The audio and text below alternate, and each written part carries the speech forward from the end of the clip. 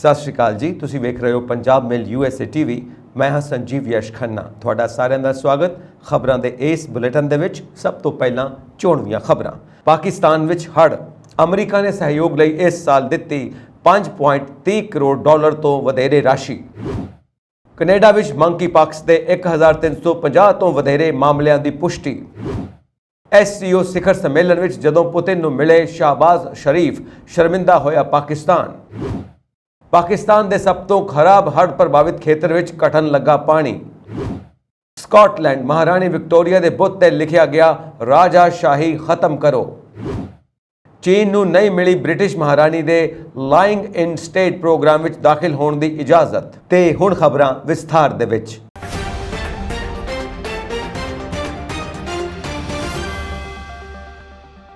America ਨੇ ਪਾਕਿਸਤਾਨ ਨੂੰ ਹੜ੍ਹ ਅਤੇ ਆਫਤ ਦੀ ਸਹਾਇਤਾ ਦੇ ਹਿੱਸੇ ਵਜੋਂ ਇਸ ਸਾਲ $5.30 ਕਰੋੜ ਤੋਂ ਵੱਧ ਦੀ ਵਿੱਤੀ ਸਹਾਇਤਾ ਪ੍ਰਦਾਨ ਕੀਤੀ ਹੈ। ਵਾਈਟ ਹਾਊਸ ਨੇ ਵੀਰਵਾਰ ਨੂੰ ਇਹ ਜਾਣਕਾਰੀ ਦਿੱਤੀ। ਨਕਦੀ ਦੀ ਕਮੀ ਨਾਲ ਜੂਝ ਰਿਹਾ ਪਾਕਿਸਤਾਨ ਪਿਛਲੇ 30 ਸਾਲਾਂ ਦੇ ਸਭ ਤੋਂ ਭਿਆਨਕ ਹੜ੍ਹ ਦਾ ਸਾਹਮਣਾ ਕਰ ਰਿਹਾ ਹੈ, ਜਿਸ ਵਿੱਚ ਜੂਨ ਦੇ ਸ਼ੁਰੂ ਤੋਂ ਲੈ ਕੇ ਹੁਣ ਤੱਕ 1400 ਤੋਂ ਵੱਧ ਨਾਗਰਿਕ ਮਾਰੇ ਗਏ ਨੇ ਅਤੇ 3.30 ਕਰੋੜ ਲੋਕ ਪ੍ਰਭਾਵਿਤ ਹੋਏ ਨੇ। ਦੇਸ਼ ਦਾ 1/3 ਹਿੱਸਾ ਪਾਣੀ ਵਿੱਚ ਡੁੱਬਿਆ ਹੋਇਆ ਹੈ ਅਤੇ ਹਰ 7 ਵਿੱਚੋਂ 1 ਵਿਅਕਤੀ ਹੜ੍ਹਾਂ ਨਾਲ ਬੁਰੀ ਤਰ੍ਹਾਂ ਪ੍ਰਭਾਵਿਤ ਹੈ। ਇਸ ਹੜ੍ਹ ਸੰਕਟ ਕਾਰਨ ਪਾਕਿਸਤਾਨ ਨੂੰ $12 ਬਿਲੀਅਨ ਦਾ ਨੁਕਸਾਨ ਹੋਣ ਦਾ ਡਰ ਹੈ ਅਤੇ 78,000 ਵਰਗ ਕਿਲੋਮੀਟਰ ਫਸਲ ਪਾਣੀ ਵਿੱਚ ਡੁੱਬ ਗਈ ਹੈ।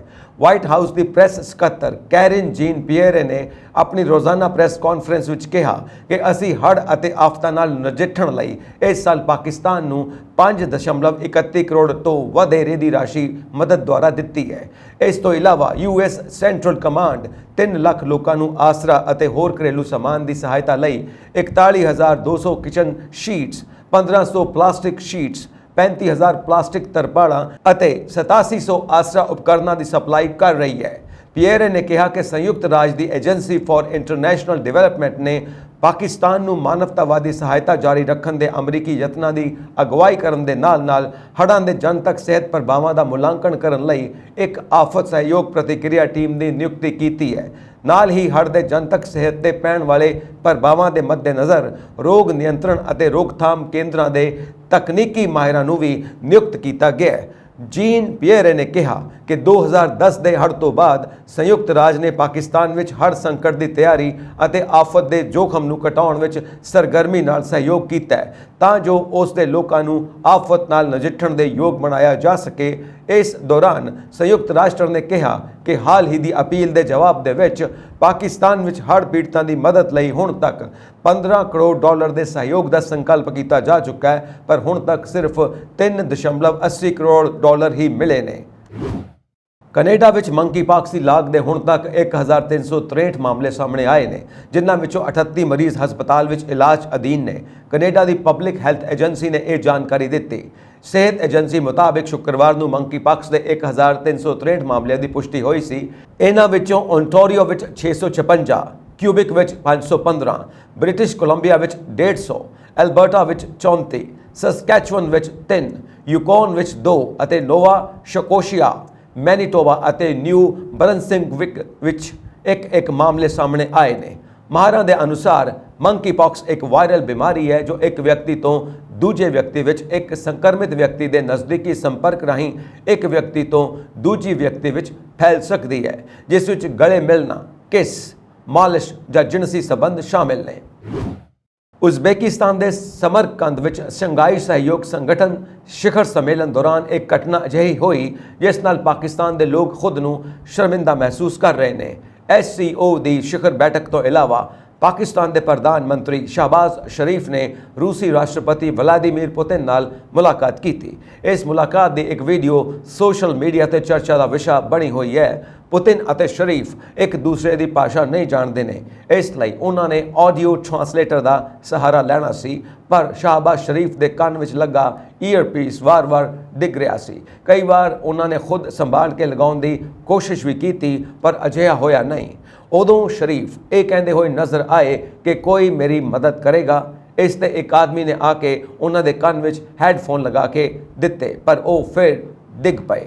ਪਾਕਿਸਤਾਨ ਦੇ ਸਾਬਕਾ ਪ੍ਰਧਾਨ ਮੰਤਰੀ ਇਮਰਾਨ ਖਾਨ ਨੇ ਵੀ ਇਸ ਵੀਡੀਓ ਨੂੰ ਸਾਂਝਾ ਕੀਤਾ ਹੈ ਅਤੇ ਲਿਖਿਆ ਕਿ ਕੌਮਾਂਤਰੀ ਮੰਚਾਂ ਤੇ ਪਾਕਿਸਤਾਨ ਨੂੰ ਸ਼ਰਮਿੰਦਾ ਕੀਤਾ ਜਾ ਰਿਹਾ ਹੈ। ਇਮਰਾਨ ਦੀ ਪਾਰਟੀ ਵੱਲੋਂ ਕੱਸੇ ਜਾ ਰਹੇ ਤੰਜ਼ ਵਿਚਾਲੇ ਮੁਸਲਿਮ ਲੀਗ ਨਵਾਜ਼ ਨੇ ਟਵੀਟ ਕਰਕੇ ਸ਼ਾਹਬਾਜ਼ ਸ਼ਰੀਫ ਨੂੰ ਗਲੋਬਲ ਲੀਡਰ ਦੱਸਿਆ। ਰੂਸ ਦੀ ਸਰਕਾਰੀ ਸਮਾਚਾਰ ਏਜੰਸੀ ਨੇ ਇਸ ਮੀਟਿੰਗ ਦੀ ਵੀਡੀਓ ਜਾਰੀ ਕਰ ਦਿੱਤੀ। ਇਸ ਵਿੱਚ ਸ਼ਾਹਬਾਜ਼ ਸ਼ਰੀਫ ਨੂੰ ਜੱਦੋ-ਜਹਿਦ ਤੇ ਪੁਤਿਨ ਹੱਸਦੇ ਹੋਏ ਦਿਖਾਈ ਦੇ ਰਹੇ ਨੇ। ਉਸ ਤੋਂ ਬਾਅਦ ਤੋਂ ਸੋਸ਼ਲ ਮੀਡੀਆ ਤੇ ਸ਼ਾਹਬਾਜ਼ ਸ਼ਰੀਫ ਦਾ ਖੂਬ ਮਜ਼ਾਕ ਉਡਾਇਆ ਗਿਆ। ਪਾਕਿਸਤਾਨ ਦੇ ਸਭ ਤੋਂ ਵੱਧ ਪ੍ਰਭਾਵਿਤ ਦੱਖਣੀ ਸਿੰਧ ਸੂਬੇ ਵਿੱਚ ਹੜ੍ਹ ਦਾ ਪਾਣੀ ਹੁਣ ਘੱਟ ਹੋ ਰਿਹਾ ਹੈ। ਅਧਿਕਾਰੀਆਂ ਨੇ ਸ਼ੁੱਕਰਵਾਰ ਨੂੰ ਕਿਹਾ ਕਿ ਇਹ ਮੌਜੂਦਾ ਸੰਕਟ ਦਾ ਇੱਕ ਸੰਭਾਵਿਤ ਸਕਾਰਾਤਮਕ ਸੰਕੇਤ ਹੈ। ਹੜ੍ਹ ਕਾਰਨ ਦੇਸ਼ ਵਿੱਚ ਸੈਂਕੜੇ ਹਜ਼ਾਰ ਲੋਕ ਬੇਘਰ ਹੋ ਗਏ ਨੇ। ਹੜ੍ਹ ਤੋਂ ਬਹੁਤ ਜ਼ਿਆਦਾ ਪ੍ਰਭਾਵਿਤ ਸਿੰਧ ਵਿੱਚ ਇੱਕ ਸਿੰਚਾਈ ਅਧਿਕਾਰੀ ਮੁਹੰਮਦ ਇਰਫਾਨ ਦੇ ਅਨੁਸਾਰ ਇਸ ਮਹੀਨੇ ਦੀ ਸ਼ੁਰੂਆਤ ਦੌਰਾਨ ਸਿੰਧੂ ਨਦੀ ਵਿੱਚ ਉੱਚ ਪੱਧਰ ਤੇ ਰਿਹਾ ਹੁਣ ਅਰਬ ਸਾਗਰ ਵੱਲ ਆਮ ਪੱਧਰ ਤੇ ਪਹੁੰਚ ਰਿਹਾ। ਪਿਛਲੇ 48 ਘੰਟਿਆਂ ਵਿੱਚ ਖੈਰਪੁਰ ਤੇ ਜੇਹੀ ਕਸਬਿਆਂ ਸਮੇਤ ਆਸ-ਪਾਸ ਦੇ ਕੁਝ ਪਾਣੀ ਨਾਲ ਜਲ ਥਲ ਖੇਤਰਾਂ ਵਿੱਚ ਪਾਣੀ ਦਾ ਪੱਧਰ 3 ਫੁੱਟ ਡਿੱਗ ਚੁੱਕਾ ਹੈ। ਜਿੱਥੇ ਇਸ ਮਹੀਨੇ ਦੀ ਸ਼ੁਰੂਆਤ ਵਿੱਚ ਲੱਖ ਤੱਕ ਪਾਣੀ ਨਾਲ ਫਸਲਾਂ ਤੇ ਘਰਾਂ ਨੂੰ ਨੁਕਸਾਨ ਪਹੁੰਚਿਆ ਸੀ।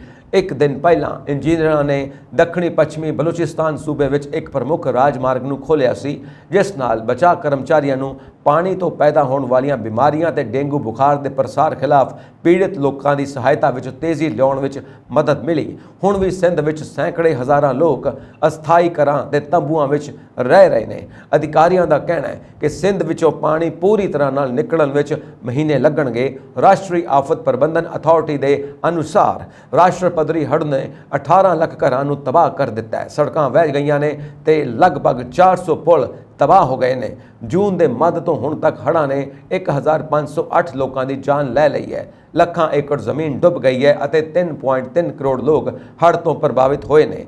1.5 ਲੱਖ ਤੋਂ ਵੱਧ ਲੋਕ ਬੇਘਰ ਹੋ ਗਏ ਨੇ। ਇੱਕ ਸਮਾਂ ਸੀ ਜਦੋਂ ਦੇਸ਼ ਦੀ ਆਬਾਦੀ ਦਾ 1/3 ਹਿੱਸਾ ਪਾਣੀ ਵਿੱਚ ਡੁੱਬਿਆ ਹੋਇਆ ਸੀ। ਬਹੁਤ ਸਾਰੇ ਅਰਥਸ਼ਾਸਤਰੀਆਂ ਦਾ ਕਹਿਣਾ ਹੈ ਕਿ ਤਬਾਹੀ ਤੋਂ ਹੋਏ ਨੁਕਸਾਨ ਦੀ ਲਾਗਤ 30 ਅਰਬ ਡਾਲਰ ਤੱਕ ਪਹੁੰਚ ਸਕਦੀ ਹੈ। ਪਾਕਿਸਤਾਨ ਦੇ ਪ੍ਰਧਾਨ ਮੰਤਰੀ ਸ਼ਾਹਬਾਜ਼ ਸ਼ਰੀਫ ਨੇ ਵਿਕਸਿਤ ਦੇਸ਼ਾਂ ਖਾਸ ਕਰਕੇ ਜਲਵਾਯੂ ਪਰਿਵਰਤਨ ਲਈ ਜ਼ਿੰਮੇਵਾਰ ਦੇਸ਼ਾਂ ਨੂੰ ਉਹਨਾਂ ਦੇ ਦੇਸ਼ ਲਈ ਸਹਾਇਤਾ ਵਧਾਉਣ ਦੀ ਅਪੀਲ ਕੀਤੀ ਹੈ।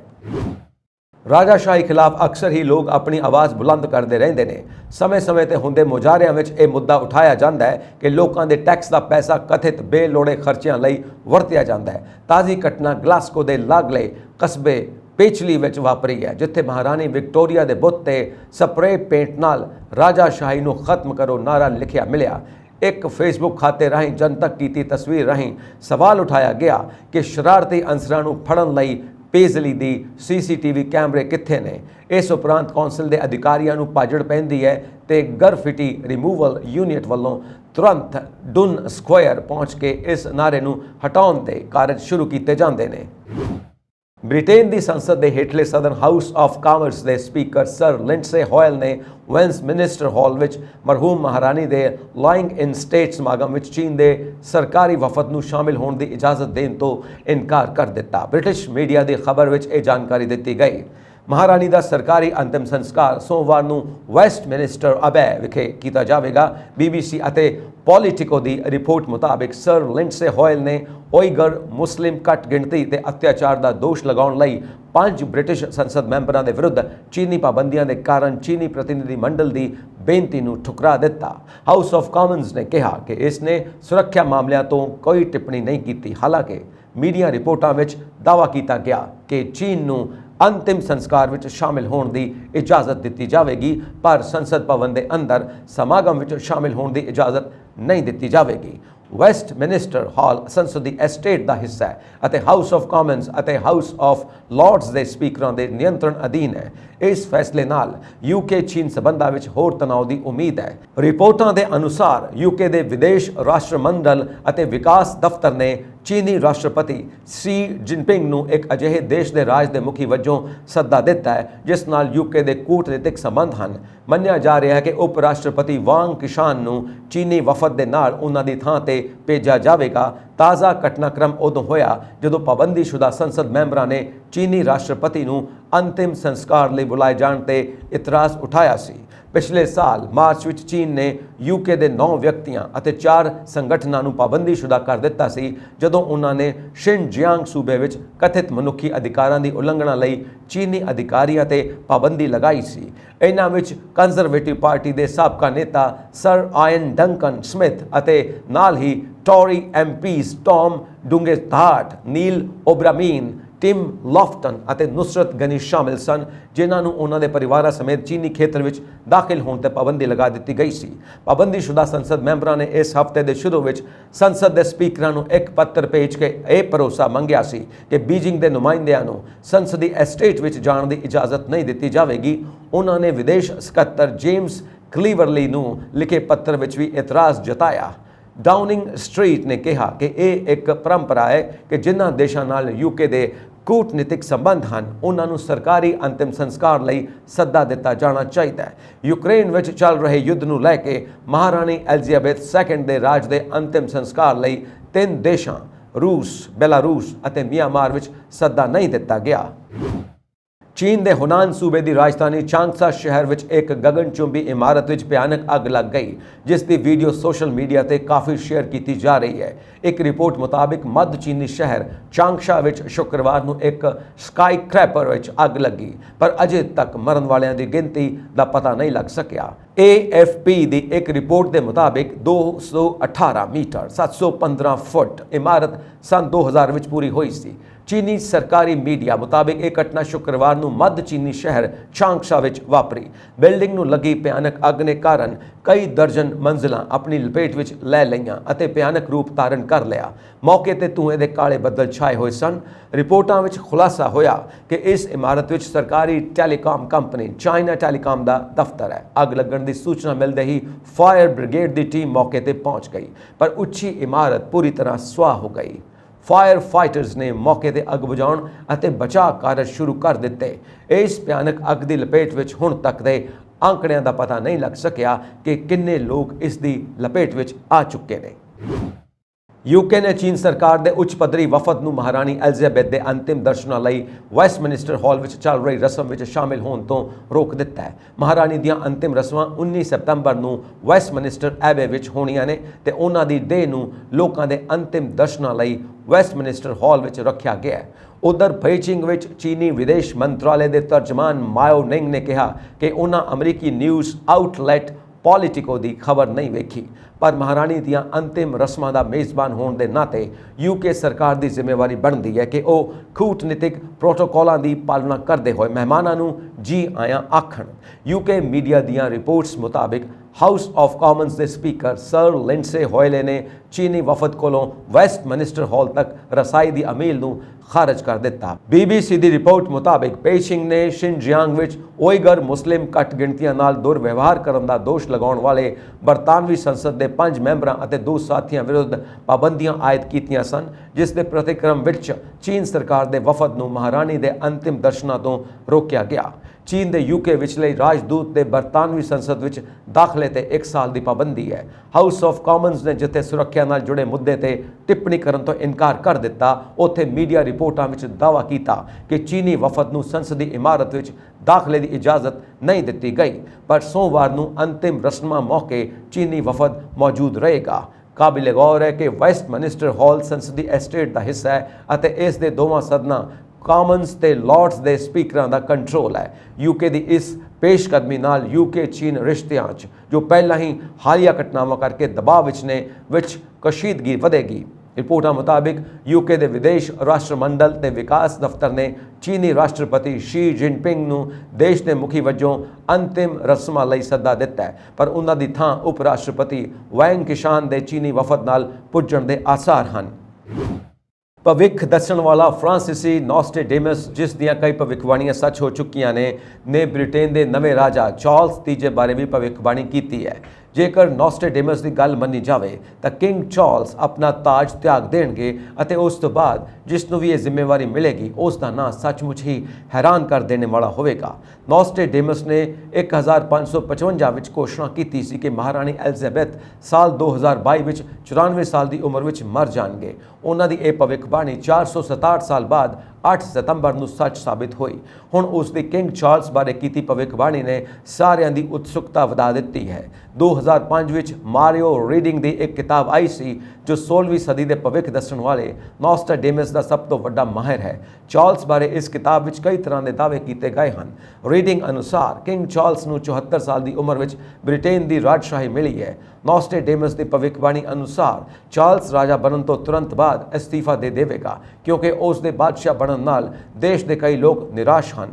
ਰਾਜਕੁਮਾਰੀ ਡਾਇਨਾ ਤੋਂ ਤਲਾਕ, ਉਸ ਦੀ ਉਮਰ ਅਤੇ ਅਜਿਹੇ ਕੁਝ ਹੋਰ ਮੁੱਦਿਆਂ ਕਾਰਨ ਜਨਤਾ ਚਾਰਲਸ ਦੇ ਵਿਰੁੱਧ ਹੋਵੇਗੀ। ਇਸ ਤੋਂ ਬਾਅਦ ਚਾਰਲਸ ਨੂੰ ਰਾਜਸ਼ਾਹੀ ਛੱਡਣ ਲਈ ਮਜਬੂਰ ਕੀਤਾ ਜਾਵੇਗਾ। ਇਸ ਤੋਂ ਬਾਅਦ ਪ੍ਰਿੰਸ ਵਿਲੀਅਮ ਬਾਦਸ਼ਾਹ ਨਹੀਂ ਬਣੇਗਾ ਪਰ ਉਹਨਾਂ ਦੇ ਛੋਟੇ ਬੇਟੇ ਪ੍ਰਿੰਸ ਹੈਰੀ ਨੂੰ ਗੱਦੀ ਮਿਲੇਗੀ। 38 ਸਾਲ ਦੀ ਉਮਰ ਵਿੱਚ ਹੈਰੀ ਬਾਦਸ਼ਾਹ ਬਣ ਜਾਵੇਗਾ। ਰੀਡਿੰਗ ਨੇ ਨੋਸਟਰਡੇਮਸ ਦੀ ਕਵਿਤਾ ਵਿੱਚ ਦੀਪਾਂ ਦਾ ਰਾਜਾ ਸ਼ਬਦ ਵਰਤਿਆ ਹੈ। ਇਹ ਇੱਕ ਕਵਿਤਾ ਹੈ ਜੋ ਕਹਿੰਦੀ ਹੈ ਕਿ ਰਾਜਾ ਚਾਰਲਸ ਥਰਡ ਦੇ ਰਾਜ ਦੇ ਸ਼ੁਰੂ ਵਿੱਚ ਬਹੁਤ ਸਾਰੇ ਰਾਸ਼ਟਰਮੰਡਲ ਟੁੱਟ ਜਾਣਗੇ। ਉਹ ਬ੍ਰਿਟਿਸ਼ ਸ਼ਾਸਨ ਤੋਂ ਵੱਖ ਹੋ ਕੇ ਆਪਣੇ ਸੁਤੰਤਰ ਰਾਜ ਦਾ ਐਲਾਨ ਕਰਨਗੇ। ਰੀਡਿੰਗ ਨੇ ਦਾਅਵਾ ਕੀਤਾ ਕਿ ਪ੍ਰਿੰਸ ਚਾਰਲਸ 2022 ਵਿੱਚ ਜਦੋਂ 74 ਸਾਲ ਦੇ ਹੋਣਗੇ ਉਦੋਂ ਉਹਨਾਂ ਨੂੰ ਗੱਦੀ ਮਿਲੇਗੀ ਪਰ ਉਸ ਦੇ ਖਿਲਾਫ ਕੁਝ ਗੱਲਾਂ ਨੂੰ ਲੈ ਕੇ ਬ੍ਰਿਟਿਸ਼ ਜਨਤਾ ਦਾ ਗੁੱਸਾ ਵੀ ਸਾਹਮਣੇ ਆਏਗਾ। ਇਸ ਗੁੱਸੇ ਅਤੇ ਆਪਣੀ ਵੱਧਦੀ ਉਮਰ ਨੂੰ ਦੇਖਦਿਆਂ ਚਾਰਲਸ ਨੂੰ ਰਾਜਸ਼ਾਹੀ ਛੱਡਣੀ ਪਵੇਗੀ। ਇਸ ਤੋਂ ਬਾਅਦ ਪ੍ਰਿੰਸ ਵਿਲੀਅਮ ਰਾਜਾ ਬਣ ਜਾਵੇਗਾ ਪਰ ਇਸੇ ਕਿਤਾਬ ਦੇ ਇੱਕ ਹੋਰ ਐਡੀਸ਼ਨ ਵਿੱਚ ਅਜਿਹਾ ਦਾਅਵਾ ਕੀਤਾ ਗਿਆ ਜੋ ਡਰਾਮੇ ਨਾਲ ਭਰਪੂਰ ਹੈ। ਇਹ ਕਹਿੰਦਾ ਕਿ ਚਾਰਲਸ ਤੋਂ ਗੱਦੀ ਇੱਕ ਅਜਿਹੇ ਆਦਮੀ ਕੋਲ ਜਾਵੇਗੀ ਜਿਸ ਨੇ ਕਦੇ ਰਾਜਾ ਬਣਨ ਦੀ ਕਲਪਨਾ ਵੀ ਨਹੀਂ ਕੀਤੀ ਸੀ। ਮੰਨਿਆ ਜਾ ਰਿਹਾ ਹੈ ਕਿ ਇਹ ਵਿਅਕਤੀ ਕੋਈ ਹੋਰ ਨਹੀਂ ਬਲਕਿ ਪ੍ਰਿੰਸ ਹੈਰੀ ਹੋਵੇਗਾ। ਰੀਡਿੰਗ ਦੇ ਅਨੁਸਾਰ ਵਿਲੀਅਮ ਕਿਸੇ ਕਾਰਨ ਕਰਕੇ ਸ਼ਾਹੀ ਭੂਮਿਕਾ ਲੈਣ ਤੋਂ ਇਨਕਾਰ ਕਰ ਦੇਵੇਗਾ। ਇਹ ਨੋਸਟਰਡੇਮਸ ਸੀ ਜਿਸ ਨੇ ਐਡੋਲਫ ਹਿਟਲਰ ਦੇ ਉਭਾਰ, ਲੰਡਨ ਦੀ ਮਹਾਨ ਅੱਗ, ਸਾਬਕਾ ਅਮਰੀਕੀ ਰਾਸ਼ਟਰਪਤੀ ਜੌਨ ਐਫ ਕੈਨੇਡੀ ਦੀ ਮੌਤ ਅਤੇ 9/11 ਦੀ ਭਵਿੱਖਬਾਣੀ ਕੀਤੀ ਸੀ। ਲੰਡਨ ਦੇ ਲੌਸਟਰ ਸਕੁਏਅਰ ਵਿੱਚ ਇੱਕ ਵਿਅਕਤੀ ਨੇ 2 ਪੁਲਿਸ ਮੁਲਾਜ਼ਮਾਂ ਤੇ ਚਾਕੂ ਨਾਲ ਹਮਲਾ ਕਰਕੇ ਉਹਨਾਂ ਨੂੰ ਜ਼ਖਮੀ ਕਰ ਦਿੱਤਾ। ਸ਼ੁੱਕਰਵਾਰ ਨੂੰ ਇਹ ਜਾਣਕਾਰੀ ਦਿੰਦੇ ਹੋਏ ਸਕਾਟਲੈਂਡ ਯਾਰਡ ਨੇ ਦੱਸਿਆ ਕਿ ਪੁਲਿਸ ਕਰਮਚਾਰੀਆਂ ਨੂੰ ਹਸਪਤਾਲ ਵਿੱਚ ਦਾਖਲ ਕਰਵਾਇਆ ਗਿਆ ਹੈ। ਮੈਟਰੋਪੋਲੀਟਨ ਪੁਲਿਸ ਨੇ ਕਿਹਾ ਕਿ ਘਟਨਾ ਵਿੱਚ ਇੱਕ ਟ੍ਰੇਜ਼ਰ ਬੰਦੂਕ ਦੀ ਵਰਤੋਂ ਕੀਤੀ ਗਈ ਹੈ। ਉਸ ਨੇ ਕਿਹਾ ਕਿ ਵਿਅਕਤੀ ਨੂੰ ਐਮਰਜੈਂਸੀ ਕਰਮਚਾਰੀਆਂ ਤੇ ਹਮਲਾ ਕਰਨ ਅਤੇ ਸਰੀਰਕ ਨੁਕਸਾਨ ਪਹੁੰਚਾਉਣ ਦੇ ਸ਼ੱਕ ਵਿੱਚ ਗ੍ਰਿਫਤਾਰ ਕੀਤਾ ਗਿਆ ਹੈ। ਟ੍ਰੇਜ਼ਰ ਬੰਦੂਕ ਮੁਕਾਬਲਤਨ ਘੱਟ ਘਾਤਕ ਹਥਿਆਰ ਹੈ ਪਰ ਇਸ ਤੋਂ ਨਿਕਲਣ ਵਾਲਾ ਲੇਜ਼ਰ ਕੁਝ ਸਮੇਂ ਲਈ ਆਪਣੇ ਟੀਚੇ ਨੂੰ ਕੁਝ ਦੇਰ ਲਈ ਬੇਹੋਸ਼ ਕਰ ਦਿੰਦਾ ਹੈ। ਪੁਲਿਸ ਨੇ ਕਿਹਾ ਕਿ ਘਟਨਾ ਦਾ ਅੱਤਵਾਦ ਨਾਲ ਕੋਈ ਸੰਬੰਧ ਨਹੀਂ ਜਾਪਦਾ। ਅਜਿਹਾ ਦੱਸਿਆ ਜਾ ਰਿਹਾ ਹੈ ਕਿ ਇੱਕ ਹਥਿਆਰਬੰਦ ਹਮਲਾਵਰ ਨੇ ਸ਼ੁੱਕਰਵਾਰ ਨੂੰ ਸਥਾਨਕ ਸਮੇਂ ਅਨੁਸਾਰ ਸਵੇਰੇ ਕਰੀਬ 6 ਵਜੇ ਦੇ ਲੈਸਟਰ ਸਕੁਏਅਰ ਨੇੜੇ ਅਧਿਕਾਰੀਆਂ ਤੇ ਹਮਲਾ ਕੀਤਾ। ਰੂਸ ਦੇ ਰਾਸ਼ਟਰਪਤੀ ਵਲਾਦੀਮੀਰ ਪੁਤਿਨ ਨੇ ਪ੍ਰਧਾਨ ਮੰਤਰੀ ਨਰਿੰਦਰ ਮੋਦੀ ਨਾਲ ਗੱਲਬਾਤ ਦੌਰਾਨ ਭਾਰਤ ਅਤੇ ਰੂਸ ਵਿਚਾਲੇ ਵੀਜ਼ਾ ਮੁਕਤ ਯਾਤਰਾ ਸਮਝੌਤੇ ਦੀ ਵਕਾਲਤ ਕੀਤੀ। ਇੱਥੇ ਸ਼ੰਘਾਈ ਸਹਿਯੋਗ ਸੰਗਠਨ ਦੇ ਸਾਲਾਨਾ ਸਿਖਰ ਸੰਮੇਲਨ ਤੋਂ ਇਲਾਵਾ ਮੋਦੀ ਅਤੇ ਪੁਤਿਨ ਵਿਚਾਲੇ ਹੋਈ ਬੈਠਕ ਵਿੱਚ ਰੂਸੀ ਰਾਸ਼ਟਰਪਤੀ ਨੇ ਕਿਹਾ ਕਿ ਭਾਰਤ ਦਾ ਅਮੀਰ ਇਤਿਹਾਸ ਅਤੇ ਪ੍ਰਾਚੀਨ ਸੰਸਕ੍ਰਿਤੀ ਰਵਾਇਤੀ ਤੌਰ ਤੇ ਰੂਸੀ ਲੋਕਾਂ ਨਾਲ ਬਹੁਤ ਦਿਲਚਸਪੀ ਦਾ ਵਿਸ਼ਾ ਰਹੀ ਹੈ। ਰੂਸ ਦੀ ਸਰਕਾਰੀ ਤਾਸ ਸਮਾਚਾਰ ਏਜੰਸੀ ਨੇ ਪੁਤਿਨ ਦੇ ਹਵਾਲੇ ਨਾਲ ਕਿਹਾ ਕਿ ਇਸ ਪਿਛੋਕੜ ਵਿੱਚ ਅਸੀਂ ਵੀਜ਼ਾ ਮੁਕਤ ਯਾਤਰਾ ਦੇ ਸਿਲਸਿਲੇ ਵਿੱਚ ਇੱਕ ਸਮਝੌਤੇ ਤੇ ਗੱਲਬਾਤ ਪ੍ਰਕਿਰਿਆ ਵਿੱਚ ਤੇਜ਼ੀ ਲਿਆਉਣ ਦਾ ਪ੍ਰਸਤਾਵ ਕਰਦੇ ਹਾਂ। ਗੱਲਬਾਤ ਦੌਰਾਨ ਮੋਦੀ ਨੇ ਇਸ ਗੱਲ ਦਾ ਜ਼ਿਕਰ ਕੀਤਾ ਕਿ ਮਾਸਕੋ ਅਤੇ ਨਵੀਂ ਦਿੱਲੀ ਕਈ ਦਹਾਕਿਆਂ ਤੋਂ ਇਕਜੁੱਟ ਹਨ ਅਤੇ ਉਹਨਾਂ ਨੇ ਯੂਕਰੇਨ ਵਿੱਚ ਫਸੇ ਹਜ਼ਾਰਾਂ ਭਾਰਤੀ ਵਿਦਿਆਰਥੀਆਂ ਨੂੰ ਸੁਰੱਖਿਅਤ ਕੱਢਣ ਵਿੱਚ ਮਦਦ ਕਰਨ ਲਈ ਪੁਤਿਨ ਦਾ ਧੰਨਵਾਦ ਕੀਤਾ। ਉਜ਼ਬੇਕਿਸਤਾਨ ਦੇ ਇਤਿਹਾਸਕ ਸ਼ਹਿਰ ਸਮਰਕੰਦ ਵਿੱਚ 22ਵੇਂ ਸ਼ੰਘਾਈ ਸਹਿਯੋਗ ਸੰਗਠਨ ਸੰਮੇਲਨ ਦੌਰਾਨ ਸ਼ੁੱਕਰਵਾਰ ਪ੍ਰਧਾਨ ਮੰਤਰੀ ਨਰਿੰਦਰ ਮੋਦੀ ਨੇ ਰੂਸ ਦੇ ਰਾਸ਼ਟਰਪਤੀ ਵਲਾਦੀਮੀਰ ਪੁਤਿਨ ਨਾਲ ਮੁਲਾਕਾਤ ਕੀਤੀ। ਦੋਵਾਂ ਨੇਤਾਵਾਂ ਦੀ ਮੁਲਾਕਾਤ ਉਸਾਰੂ ਰਹੀ ਅਤੇ ਉਹਨਾਂ ਯੂਕਰੇਨ ਦੀ ਜੰਗ ਸਮੇਤ ਕਈ ਮੁੱਦਿਆਂ ਤੇ ਚਰਚਾ ਕੀਤੀ। ਭਾਰਤ ਅਤੇ ਰੂਸ ਦੇ ਸੰਬੰਧ ਪਹਿਲਾਂ ਦੇ ਮੁਕਾਬਲੇ ਬਹੁਤ ਮਜ਼ਬੂਤ ਹਨ। ਗੱਲਬਾਤ ਦੌਰਾਨ ਪੁਤਿਨ ਨੇ ਮੋਦੀ ਨੂੰ ਰੂਸ ਦਾ ਦੌਰਾ ਕਰਨ ਦਾ ਸੱਦਾ ਦਿੱਤਾ। ਮੋਦੀ ਨੇ ਭਵਿੱਖ ਵਿੱਚ ਰੂਸ ਭਾਰਤ ਸੰਬੰਧਾਂ ਦੇ ਹੋਰ ਮਜ਼ਬੂਤ ਹੋਣ ਦੀ ਉਮੀਦ ਪ੍ਰਗਟਾਈ। ਇਸ ਤੋਂ ਪਹਿਲਾਂ ਸੰਮੇਲਨ ਵਿੱਚ ਮੋਦੀ ਨੇ ਇਸ਼ਾਰਿਆਂ ਵਿੱਚ ਪੁਤਿਨ ਨੂੰ ਯੂਕਰੇਨ ਤੇ ਵੱਡਾ ਸੰਦੇਸ਼ ਦਿੱਤਾ ਸੀ। ਪ੍ਰਧਾਨ ਮੰਤਰੀ ਮੋਦੀ ਨਾਲ ਦੁਵੱਲੀ ਮੁਲਾਕਾਤ ਦੌਰਾਨ ਪੁਤਿਨ ਨੇ ਕਿਹਾ ਕਿ ਮੈਂ ਯੂਕਰੇਨ ਸੰਘਰਸ਼ ਨੂੰ ਲੈ ਕੇ ਭਾਰਤ ਦੀ ਸਥਿਤੀ ਅਤੇ ਚਿੰਤਾ ਤੋਂ ਜਾਣੂ ਹਾਂ। ਅਸੀਂ ਚਾਹੁੰਦੇ ਹਾਂ ਕਿ ਇਹ ਜੰਗ ਜਲਦੀ ਖਤਮ ਹੋਵੇ। ਯੂਕਰੇਨ ਵਿੱਚ ਕੀ ਹੋ ਰਿਹਾ ਹੈ ਇਸ ਬਾਰੇ ਅਸੀਂ ਭਾਰਤ ਨੂੰ ਸੂਚਿਤ ਕਰਾਂਗੇ। ਮੋਦੀ ਨੇ ਕਿਹਾ ਕਿ ਅੱਜ ਦਾ ਯੁੱਗ ਜੰਗ ਦਾ ਨਹੀਂ ਹੈ, ਮੁੱਦਿਆਂ ਨੂੰ ਗੱਲਬਾਤ ਰਾਹੀਂ ਹੱਲ ਕਰਨਾ ਚਾਹੀਦਾ ਹੈ। ਇਸ ਤੇ ਪੁਤਿਨ ਨੇ ਕਿਹਾ ਕਿ ਅਸੀਂ ਵੀ ਚਾਹੁੰਦੇ ਹਾਂ ਕਿ ਯੂਕਰੇਨ ਵਿੱਚ ਜੰਗ ਜਲਦੀ ਖਤਮ ਹੋਵੇ। ਪਹਿਲਾਂ ਮੋਦੀ ਨੇ ਕਿਹਾ ਸੀ ਕਿ ਯੂਕਰੇਨ ਸੰਕਟ ਨੇ ਦੁਨੀਆ ਵਿੱਚ ਸਪਲਾਈ ਚੇਨ ਵਿੱਚ ਕਈ ਰੁਕਾਵਟਾਂ ਪੈਦਾ ਕਰ ਦਿੱਤੀਆਂ ਨੇ। ਕਰੋਨਾ ਮਹਾਮਾਰੀ ਅਤੇ ਯੂਕਰੇਨ ਦੀ ਜੰਗ ਕਾਰਨ ਪੂਰੀ ਦੁਨੀਆ ਇੱਕ ਬੇਮਿਸਾਲ ਭੋਜਨ ਸੰਕਟ ਦਾ ਸਾਹਮਣਾ ਕਰ ਰਹੀ ਹੈ। ਇੰਨਾ ਹੀ ਨਹੀਂ, ਇਸ ਨੇ ਊਰਜਾ ਸੰਕਟ ਵੀ ਪੈਦਾ ਕਰ ਦਿੱਤਾ ਹੈ। ਪੁਤਿਨ ਨੇ ਕਿਹਾ ਕਿ ਭਾਰਤ ਅਤੇ ਰੂਸ ਮਿਲ ਕੇ ਕੰਮ ਕਰ ਰਹੇ ਨੇ। ਮੋਦੀ ਨੇ ਕਿਹਾ ਕਿ ਭਾਰਤ ਅਤੇ ਰੂਸ ਦੇ ਰਿਸ਼ਤੇ ਮਜ਼ਬੂਤ ਹੋਏ ਨੇ। ਦੁਨੀਆ ਸਾਡੀ ਦੋਸਤੀ ਤੋਂ ਚੰਗੀ ਤਰ੍ਹਾਂ ਜਾਣੂ ਹੈ। ਸਾਡੀ ਦੋਸਤੀ 22 ਸਾਲਾਂ ਤੋਂ ਮਜ਼ਬੂਤ ਹੁੰਦੀ ਜਾ ਰਹੀ ਹੈ। ਪੁਤਿਨ ਨਾਲ ਮੁਲਾਕਾਤ ਦੌਰਾਨ ਮੋਦੀ ਨੇ ਕਿਹਾ ਕਿ ਮੈਂ ਤੁਹਾਡਾ ਅਤੇ ਯੂਕਰੇਨ ਦਾ ਧੰਨਵਾਦੀ ਹਾਂ। ਮੁਸੀਬਤ ਵਿੱਚ ਫਸੇ ਸਾਡੇ ਹਜ਼ਾਰਾਂ ਵਿਦਿਆਰਥੀ ਤੁਹਾਡੇ ਦੋਵਾਂ ਦੀ ਮਦਦ ਨਾਲ ਹੀ ਬਾਹਰ ਨਿਕਲ ਸਕੇ। ਉਜ਼ਬੇਕਿਸਤਾਨ ਨੇ ਭਾਰਤ ਨੂੰ 8 ਮੈਂਬਰੀ ਸ਼ੰਘਾਈ ਸਹਿਯੋਗ ਸੰਗਠਨ ਦੀ 2023 ਦੀ ਪ੍ਰਧਾਨਗੀ ਸੌਂਪੀ। ਸਮਰਕੰਦ ਵਿੱਚ 22ਵੇਂ SCO ਸੰਮੇਲਨ ਦੀ ਪ੍ਰਧਾਨਗੀ ਉਜ਼ਬੇਕਿਸਤਾਨ ਦੇ ਰਾਸ਼ਟਰਪਤੀ ਸ਼ਵਕਤ ਮਿਰਜ਼ੀਯੋਯੇਵ ਨੇ ਕੀਤੀ। ਭਾਰਤ ਦੇ ਪ੍ਰਧਾਨ ਮੰਤਰੀ ਮੋਦੀ ਵੀ ਇਸ ਵਿੱਚ ਸ਼ਿਰਕਤ ਕੀਤੀ। ਉਜ਼ਬੇਕਿਸਤਾਨ ਦੇ ਵਿਦੇਸ਼ ਮੰਤਰੀ ਵਲਾਦੀਮੀਰ ਨੋਰੋਵ ਨੇ ਟਵੀਟ ਕੀਤਾ ਕਿ SCO ਸਮਰਕੰਦ ਸੰਮੇਲਨ ਤੋਂ ਬਾਅਦ ਭਾਰਤ 2023 ਵਿੱਚ ਅਗਲੇ ਸਿਖਰ ਸੰਮੇਲਨ ਦੀ ਮੇਜ਼ਬਾਨੀ ਕਰਨ ਲਈ ਸੰਗਠਨ ਦੇ ਪ੍ਰਧਾਨ ਵਜੋਂ SCO ਦੇ ਵਿੱਚ ਸ਼ਾਮਿਲ ਹੋਇਆ ਹੈ। ਅਸੀਂ ਆਪਣੇ ਰਣਨੀਤਿਕ ਭਾਈਵਾਲ ਭਾਰਤ ਦੀ ਮਦਦ ਲਈ ਪੂਰੀ ਕੋਸ਼ਿਸ਼ ਕਰਾਂਗੇ। ਸਮਰਕੰਦ ਵਿੱਚ ਆਯੋਜਿਤ ਸੰਮੇਲਨ ਵਿੱਚ ਰੂਸੀ ਰਾਸ਼ਟਰਪਤੀ ਵਲਾਦੀਮੀਰ ਪੁਤਿਨ, ਚੀਨੀ ਰਾਸ਼ਟਰਪਤੀ ਸ਼ੀ ਜਿਨਪਿੰਗ, ਈਰਾਨ ਦੇ ਰਾਸ਼ਟਰਪਤੀ ਇਬਰਾਹਿਮ ਰਈਸੀ, ਪਾਕਿਸਤਾਨ ਦੇ ਪ੍ਰਧਾਨ ਮੰਤਰੀ ਸ਼ਹਬਾਜ਼ ਸ਼ਰੀਫ ਅਤੇ ਮੱਧ ਏਸ਼ੀਆਈ ਦੇਸ਼ਾਂ ਦੇ ਹੋਰ ਨੇਤਾ ਸ਼ਾਮਿਲ ਹੋਏ। SCO ਦੀ ਸ਼ੁਰੂਆਤ ਜੂਨ 2001 ਵਿੱਚ ਸ਼ੰਘਾਈ ਵਿੱਚ ਹੋਈ ਸੀ ਅਤੇ ਇਸ ਦੇ 8 ਪੂਰਨ ਮੈਂਬਰ ਹਨ, ਜਿਨ੍ਹਾਂ ਵਿੱਚ 6 ਸੰਸਥਾਪਕ ਮੈਂਬਰ ਚੀਨ, ਕਜ਼ਾਕਿਸਤਾਨ, ਕਿਰਗਿਜ਼ਸਤਾਨ, ਰੂਸ, ਤਜ਼ਾਕਿਸਤਾਨ ਅਤੇ ਉਜ਼ਬੇਕਿਸਤਾਨ ਸ਼ਾਮਿਲ ਹਨ। ਭਾਰਤ ਅਤੇ ਪਾਕਿਸਤਾਨ ਇਸ ਵਿੱਚ 2017 ਵਿੱਚ ਪੂਰਨ ਮੈਂਬਰ ਦੇ ਰੂਪ ਵਿੱਚ ਸ਼ਾਮਿਲ ਹੋਏ ਸਨ। ਸਮਰਕੰਦ ਸਿਖਰ ਵਿੱਚ ਈਰਾਨ ਨੂੰ SCO ਦੇ ਸਥਾਈ ਮੈਂਬਰ ਦੇ ਰੂਪ ਵਿੱਚ ਸ਼ਾਮਿਲ ਕੀਤਾ ਗਿਆ ਹੈ। ਈਰਾਨ ਦੇ ਵਿੱਚ ਇੱਕ ਔਰਤ ਨੂੰ ਹਿਜਾਬ ਦੇ ਨਿਯਮਾਂ ਖਿਲਾਫ ਬੋਲਣਾ ਇੰਨਾ ਮਹਿੰਗਾ ਪਿਆ ਕਿ ਉਸ ਦੀ ਜਾਨ ਚਲੀ ਗਈ। ਕੁਝ ਮਹੀਨੇ ਪਹਿਲਾਂ ਇੱਕ ਈਰਾਨੀ ਮਹਿਲਾ ਮਨੁੱਖੀ ਅਧਿਕਾਰ ਕਾਰਕੁਨ ਨੇ ਜਨਤਕ ਤੌਰ ਤੇ ਹਿਜਾਬ ਨੂੰ ਹਟਾਉਣ ਦੀ ਅਪੀਲ ਕੀਤੀ ਸੀ, ਜਿਸ ਤੋਂ ਬਾਅਦ ਉਸ ਨੂੰ ਸਖਤ ਕਾਨੂੰਨਾਂ ਤਹਿਤ ਗ੍ਰਿਫਤਾਰ ਕੀਤਾ ਗਿਆ ਸੀ। ਪੁਲਿਸ ਹਿਰਾਸਤ ਵਿੱਚ ਲਏ ਜਾਣ ਤੋਂ ਬਾਅਦ ਔਰਤ ਦੀ ਹਾਲਤ ਵਿਗੜ ਗਈ ਤੇ ਉਹ ਕੋਮਾ ਵਿੱਚ ਚਲੀ ਗਈ, ਜਿਸ ਕਾਰਨ ਉਸ ਦੀ ਮੌਤ ਹੋ ਗਈ। ਇਸ ਘਟਨਾ ਨੂੰ ਲੈ ਕੇ ਸ਼ੁੱਕਰਵਾਰ ਨੂੰ ਸੈਂਕੜੇ ਲੋਕਾਂ ਨੇ ਸੜਕਾਂ ਤੇ ਅਤੇ ਸੋਸ਼ਲ ਮੀਡੀਆ ਤੇ ਆਪਣਾ ਵਿਰੋਧ ਦਰਜ ਕਰਵਾਇਆ। ਇਸ ਘਟਨਾ ਸੰਬੰਧੀ ਸੋਸ਼ਲ ਮੀਡੀਆ ਤੇ ਵਾਇਰਲ ਹੋਈ ਵੀਡੀਓ ਵਿੱਚ ਔਰਤਾਂ ਤੇ ਪੁਲਿਸ ਦੇ ਅਤਿਆਚਾਰ ਦੇਖੇ ਜਾ ਸਕਦੇ ਨੇ। ਵੀਡੀਓ ਵਿੱਚ ਹਿਜਾਬ ਉਤਾਰਨ ਵਾਲੀਆਂ ਔਰਤਾਂ ਖਿਲਾਫ ਪੁਲਿਸ ਯੂਨਿਟਾਂ ਦੀ ਸਖਤ ਕਾਰਵਾਈ ਦੇਖੀ ਜਾ ਸਕਦੀ ਹੈ। ਸਰਕਾਰੀ ਮੀਡੀਆ ਨੇ ਦੱਸਿਆ ਕਿ ਅਧਿਕਾਰੀਆਂ ਨੇ ਰਾਸ਼ਟਰਪਤੀ ਇਬਰਾਹਿਮ ਰਈਸੀ ਦੇ ਦਖਲ ਤੋਂ ਬਾਅਦ ਮਹਿਸਾ ਅਮੀਨੀ ਦੀ ਮੌਤ ਦੀ ਜਾਂਚ ਸ਼ੁਰੂ ਕੀਤੀ।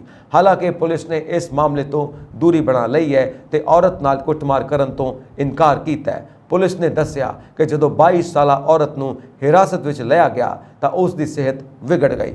ਪੁਲਿਸ ਨੇ ਕਿਹਾ ਕਿ ਔਰਤ ਨਾਲ ਕੋਈ ਹਮਲਾ ਨਹੀਂ ਹੋਇਆ। ਸੋਸ਼ਲ ਮੀਡੀਆ ਤੇ ਵਾਇਰਲ ਹੋਈ ਇੱਕ ਵੀਡੀਓ ਵਿੱਚ ਔਰਤ ਜਿਵੇਂ ਹੀ ਇੱਕ ਪੁਲਿਸ ਅਧਿਕਾਰੀ ਨਾਲ ਗੱਲ ਕਰਨ ਲਈ ਉੱਠਦੀ ਹੈ, ਡਿੱਗ ਜਾਂਦੀ ਹੈ। ਹਾਲਾਂਕਿ ਨਿਊਜ਼ ਏਜੰਸੀ ਰਾਇਟਰਸ ਨੇ ਵੀਡੀਓ ਦੀ ਸੱਚਾਈ ਦੀ ਪੁਸ਼ਟੀ ਨਹੀਂ ਕੀਤੀ। ਪੁਲਿਸ ਨੇ ਮਹਿਲਾ ਦੱਸਿਆ ਕਿ ਔਰਤ ਨੂੰ ਸ਼ਾਂਤ ਕਰਨ ਲਈ ਹਿਰਾਸਤ ਵਿੱਚ ਲਿਆ ਗਿਆ ਸੀ। ਮ੍ਰਿਤਕ ਔਰਤ ਦੇ ਰਿਸ਼ਤੇਦਾਰਾਂ ਨੇ ਇਸ ਗੱਲ ਤੋਂ ਵੀ ਇਨਕਾਰ ਕੀਤਾ ਹੈ ਕਿ ਔਰਤ ਨੂੰ ਦਿਲ ਦੀ ਕੋਈ ਬਿਮਾਰੀ ਸੀ। ਕਿਹਾ ਜਾ ਰਿਹਾ ਹੈ ਕਿ ਔਰਤ ਨੂੰ ਦਿਲ ਦੀ ਕੋਈ ਬਿਮਾਰੀ ਸੀ। ਇਸ ਘਟਨਾ ਤੋਂ ਬਾਅਦ ਕਈ ਆਗੂਆਂ ਨੇ ਇਸ ਦੀ ਨਿੰਦਾ ਕੀਤੀ ਹੈ। ਦੇਸ਼ ਭਰ ਵਿੱਚ ਜਲਦੀ ਹੀ ਆਧਾਰ ਕਾਰਡ ਲਿੰਕਡ ਜਨਮ ਸਰਟੀਫਿਕੇਟ ਸੇਵਾ ਸ਼ੁਰੂ ਹੋ ਜਾਵੇਗੀ। ਭਾਰਤੀ ਵਿਸ਼ੇਸ਼ ਪਛਾਣ ਅਥਾਰਟੀ ਦੇ ਸੀਨੀਅਰ ਅਧਿਕਾਰੀ ਨੇ ਦੱਸਿਆ ਕਿ ਕਈ ਸੂਬਿਆਂ ਵਿੱਚ ਆਧਾਰ ਕਾਰਡ ਲਿੰਕ ਬਰਥ ਸਰਟੀਫਿਕੇਟ ਸੇਵਾ ਦੀ ਸ਼ੁਰੂਆਤ ਹੋ ਚੁੱਕੀ ਹੈ। ਹੋਰ ਸੂਬਿਆਂ ਨੂੰ ਵੀ ਇਸ ਸੇਵਾ ਨੂੰ ਸ਼ੁਰੂ ਕਰਨ ਲਈ ਪ੍ਰੇਰਿਤ ਕੀਤਾ ਜਾ ਰਿਹਾ ਹੈ। ਇਸ ਸੇਵਾ ਦੇ ਅਧੀਨ ਬੱਚੇ ਦਾ ਜਨਮ ਹੁੰਦੇ ਹੀ ਉਸ ਦਾ ਆਧਾਰ ਕਾਰਡ ਬਣ ਜਾਂਦਾ ਹੈ ਅਤੇ ਉਸ ਨੰਬਰ ਦੇ ਨਾਲ ਹੀ ਸਥਾਨਕ ਬਾਡੀ ਤੋਂ ਜਨਮ ਪ੍ਰਮਾਣ ਪੱਤਰ ਜਾਰੀ ਹੋ ਜਾਂਦਾ ਹੈ। ਨਵ ਜਨਮੇ ਬੱਚੇ ਦੇ ਚਿਹਰੇ ਦਾ ਫੋਟੋ ਲੈ ਕੇ ਉਸ ਦਾ ਆਧਾਰ ਕਾਰਡ ਤਿਆਰ ਕੀਤਾ ਜਾਂਦਾ ਹੈ।